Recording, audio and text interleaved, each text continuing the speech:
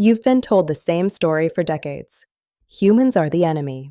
Our factories, our cars, even the cows in the fields, poisoning the earth with invisible gas. Politicians tell us the end is near. News anchors preach fear every night at 6. And yet, something about this story never added up. Geologists, universities, and NASA have been talking about this since 1979. Back then, old and young geologists alike have been staring into the record of time itself. Ancient rocks, older than cities, older than empires, whispered a different truth. A truth no politician would ever stand on a stage and admit. Because if they did, the entire climate narrative would collapse overnight. Here's the sermon we've all heard from the mainstream media, the same people who love to promote chaos, more CO₂ equals more heat.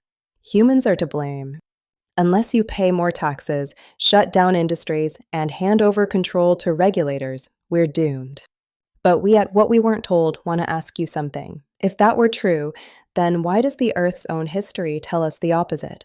In the Cretaceous, CO₂ soared above 1,000 ppm. The Earth?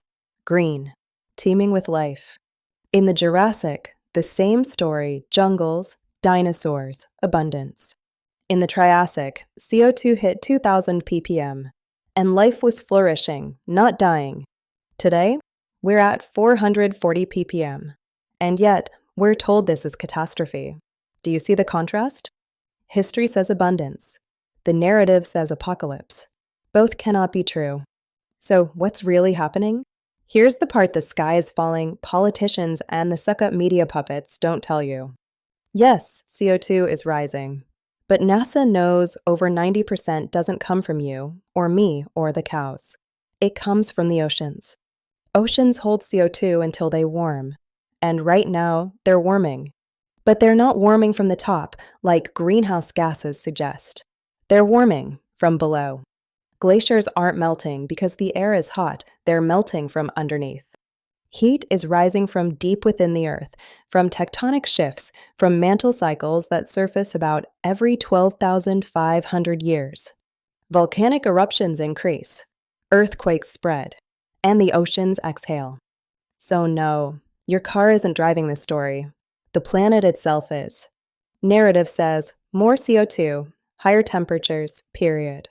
Evidence shows, at times in Earth's past, CO₂ was high while temperatures were low. At other times, the reverse. It's not a simple switch. It never was. And the rocks don't lie. Now here's the question. If the truth is written in stone, why bury it? Why silence the voices that point to the Earth itself as the culprit? Because trillions of dollars ride on the lie that climate change is caused by people. Carbon taxes, green credits, whole industries built on fear. You don't tax tectonic plates, you tax people. Taxing people enriches certain elites. And fear makes people easy to control. Certain left-wing groups enjoy controlling people because it keeps the liberals in power. So here's the real story. Climate will change. It always has. It always will. The question should not be whether humans can stop it. The question is whether we can adapt, prepare, and face the truth without fear. Because the Earth isn't fragile glass about to shatter. It's alive, breathing, pulsing, and it will survive long after our politicians, our policies, and our headlines turn to dust.